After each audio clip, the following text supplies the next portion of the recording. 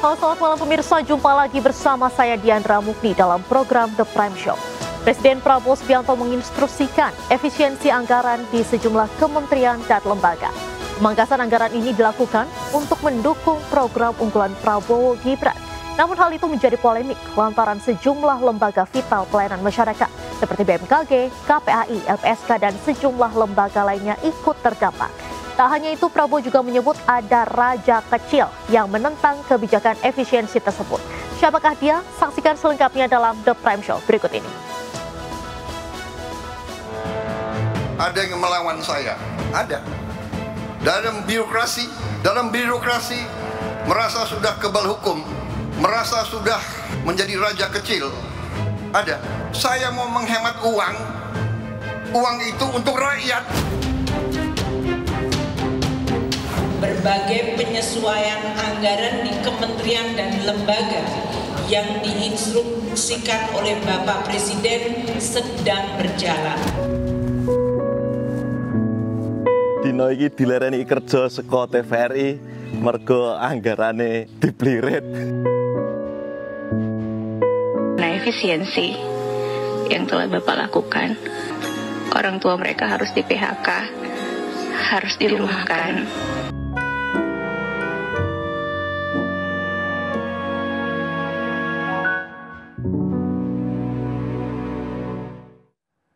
Pemirsa, anggaran sejumlah kementerian dan lembaga dipangkas. Pemangkasan anggaran ini dilakukan untuk mendukung program unggulan Prabowo Gibran.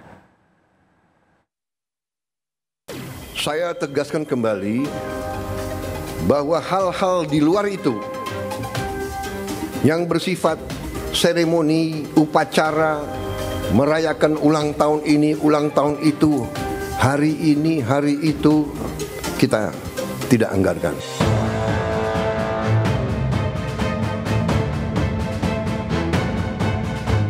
Implementasi berbagai program pemerintahan Prabowo Gibran membutuhkan sejumlah penyesuaian. Salah satunya adalah dukungan anggaran untuk program unggulan Prabowo Gibran makan bergizi gratis. Besarnya anggaran yang dibutuhkan untuk program ini membuat sejumlah penyesuaian dilakukan. Akibatnya sejumlah kementerian dan lembaga terpaksa mengencangkan ikat pinggang lantaran anggarannya dipangkas.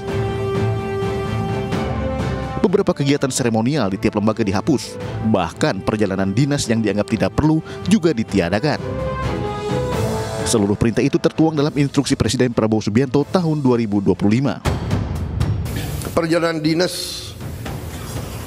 dikurangi. Saya potong setengah. Dengan setengah kita bisa menghemat 20 triliun lebih. Kalau kita hitung 20 triliun, berapa puluh ribu sekolah, gedung sekolah bisa kita perbaiki. Dari kebijakan pangkas anggaran tersebut, Prabowo menargetkan penghematan sebesar 306,69 triliun rupiah. Perintah Prabowo langsung ditindaklanjuti oleh Kementerian Keuangan. Kementerian Keuangan pun mengeluarkan surat ke jajaran Kabinet Merah Putih.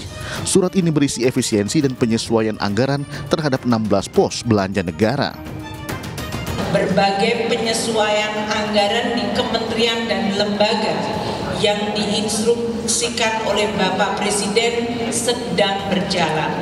Tujuannya agar birokrasi makin efisien dan kegiatan serta penggunaan uang negara APBN betul-betul bisa langsung dinikmati masyarakat. Berbagai kementerian dan lembaga telah menyampaikan rencana efisiensi anggarannya ke DPR.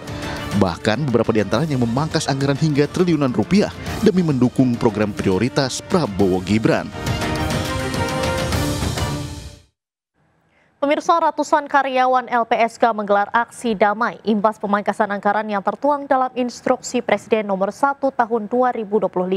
Pemangkasan anggaran LPSK hingga 62% dinilai berdampak pada kualitas perlindungan kepada saksi dan korban. Terkait dengan hak pimpinan saya yang diprioritaskan, bahwa ada di situ hak-hak. Jadi pada saat Ratusan karyawan LPSK menggelar aksi damai imbas pemangkasan anggaran bertempat di halaman parkir gedung LPSK Ciracas, Jakarta Timur pada Senin pagi. tapi tidak dilakukan Aksi damai digelar dengan diskusi antara pegawai dan sejumlah pimpinan LPSK. Pegawai yang tergabung dalam aksi menilai pemangkasan anggaran bisa berdampak kepada operasional LPSK, termasuk kualitas perlindungan terhadap saksi dan korban. Diketahui anggaran LPSK senilai 220 miliar rupiah dipangkas sebanyak 62% atau sekitar 144 miliar rupiah hingga tersisa 88 miliar rupiah. Para pegawai pun meminta dilakukannya moratorium atau penundaan pemangkasan terhadap LPSK. Tentu yang terdampak itu ya pemenuhan bagi saksi dan korban ya. Ini perkiraan analisa kami sementara ini dengan anggaran yang sekitar 80 miliar tersebut mungkin hanya bertahan beberapa bulan, mungkin bisa hanya sampai bulan April atau Mei. Jadi dan itu tentu kan akan merugikan hak saksi dan korban ya dalam memberikan pelayanan dari LPSK. Sementara menurut pimpinan LPSK, pihaknya telah menyiapkan usulan efisiensi anggaran menyesuaikan kebutuhan lembaganya. Ya itu kan masukan dari beberapa serta pemikiran itu kan harus kita rapatkan, tidak bisa begitu. LPSK, pelayanan LPSK, apapun situasinya, apapun masalahnya harus tetap eksis demi hak saksi dan korban.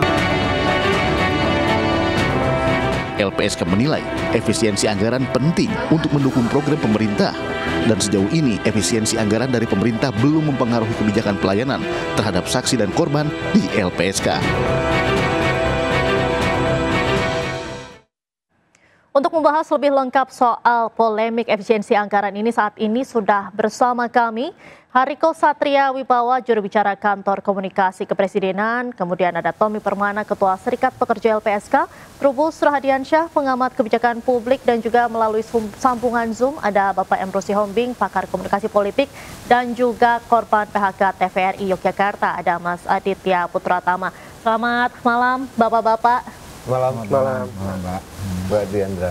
Baik. Sebelum kita masuk ke perbincangan hari ini, kita juga nanti akan berbincang bersama dengan salah satu mantan pegawai dari TVRI yang viral di media sosial. Unggahan videonya dibagikan oleh Aditya Putratama, seorang jurnalis TVRI Yogyakarta yang terkena pemutusan hubungan kerja, di mana dalam video tersebut Aditya membagikan momen penuh haru saat berangkat kerja untuk kali terakhirnya. Dilarani kerja saka TVRI mergo anggarane diblirit. Mangkat sik no. Wis malah rasai basi bis. Teko yo. Lah santai wae. Sing tenang karo rencanane Gusti. Rezeki kuwi ora mung saka satu arah. Rezeki kuwi saka banyak arah dari yang tidak kita duga. Disyukuri, pasti iki ana keindahan. Tenang wae. Wis tekan kantin kantor TVRI aku bener. Bu, matur nuwun nggih. Nek ampun kula salah-salah ten TVRI. Matur nuwun, Bu. Pak, monggo Pak. Pak, makasih ya Pak. Thank you. Siap. Jenenge TVRI saka tahun piro, Mas? 2009 akhir.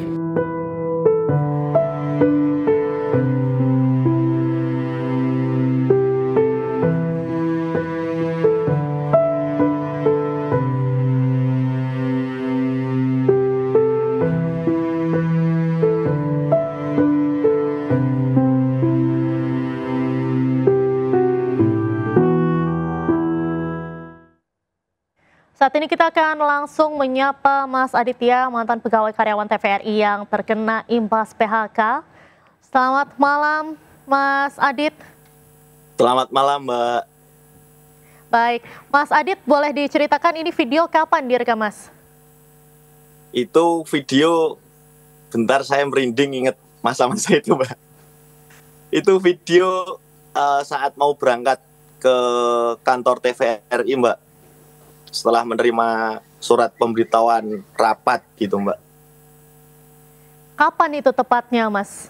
Tanggal 6 menjelang Hari Pers Nasional. Nah, miris sekali, kami turut prihatin, Mas Adit, di mana mendekati perayaan Hari Pers di saat semestinya insan pers ini dirayakan begitu. Anda merayakan Hari Pers dalam suasana kebatinan yang berbeda. di PHK menjelang Hari Pers. Bagaimana Mas Adit melewati hal tersebut, Mas? Iya, kalau terpukul jelas terpukul, Mbak, karena saya aktif di dunia jurnalistik itu dari tahun 2011. Waktu itu masih di salah satu perusahaan media cetak. Kemudian tahun 2017 saya masuk di TVRI, bergabung TVRI Jogja sebagai jadi kontributor di wilayah Gunung Kidul. Baik, Mas Adit, sebelumnya ada komunikasi tidak dari kantor? Apa alasan kantor memutus kontrak atau melakukan PHK terhadap Mas Adit? Gimana, Mbak? Bisa diulang, suaranya ada double-double ini. Baik, Mas Adit, mungkin boleh diceritakan apa sebetulnya alasan kantor nih melakukan PHK atau melakukan pemutusan kontrak terhadap Mas Adit? Maaf, Mbak, suaranya numpuk. Ada yang video tadi sama suaranya gabung jadi nggak terdengar.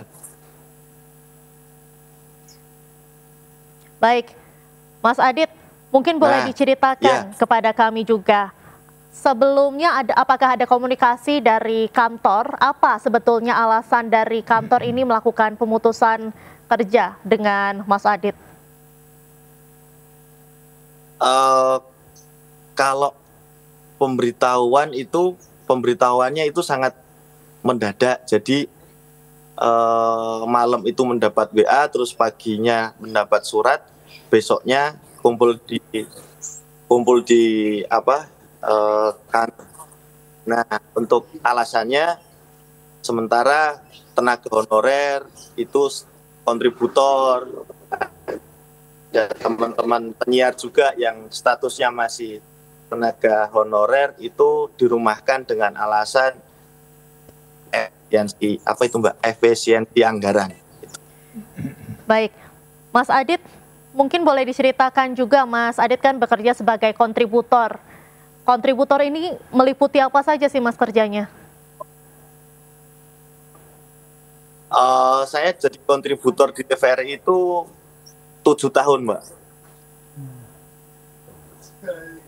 Kerjanya seperti apa, Mas, sebagai kontributor itu?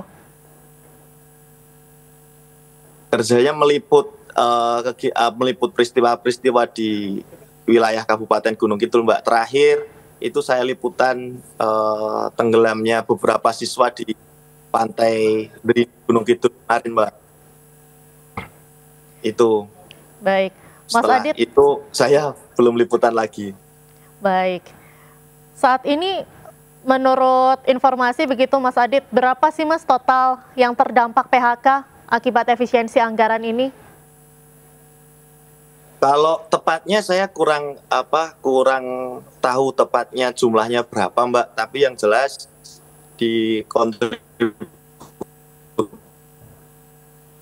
sendiri itu setiap kabupaten kontributor Gunung Kidul, Bantul, dan editor, Mbak.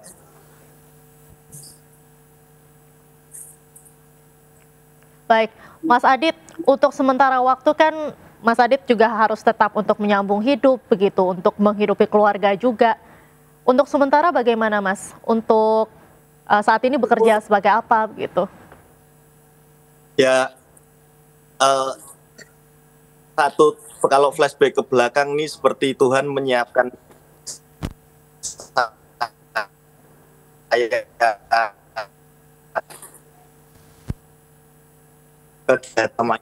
mah. Nah, saat ini ya bertahan memutar perekonomian keluarga. Saya fokus bantu istri jualan di warung sego pecel belakang rumah. Terus saya juga kebetulan saya kan senang bikin video dulu, Mbak. Yang video makanan yang di pelosok-pelosok itu yang jualan sudah puluhan tahun masih bertahan, dan di Gunung Kidul masih ditemukan satu porsi makan nasi telur, lauk dan lain-lain itu Rp5.000. Nah, itu yang saya angkat, Mbak, dengan harapan saya mendedikasikan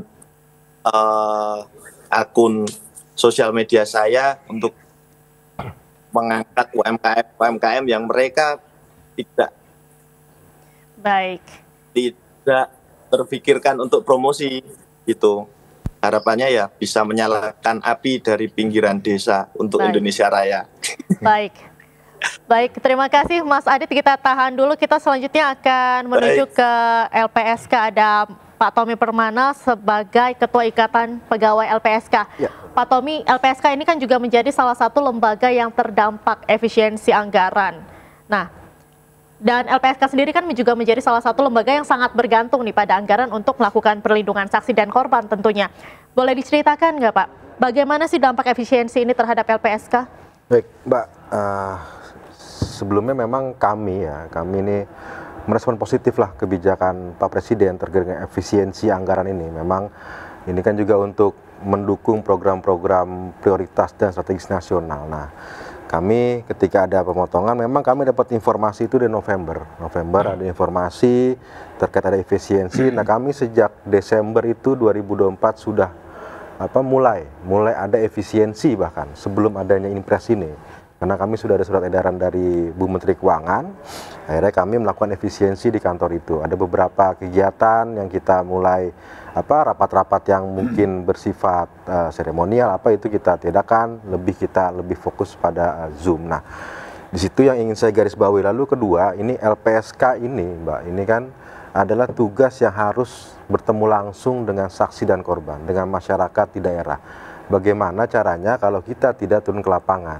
Nah, anggaplah permohonan ini sampai dengan saat ini, ya ini cukup signifikan peningkatannya. Dari 2023 ke 2024, dari data kami di laporan LPSK ini menaik sekitar 36%.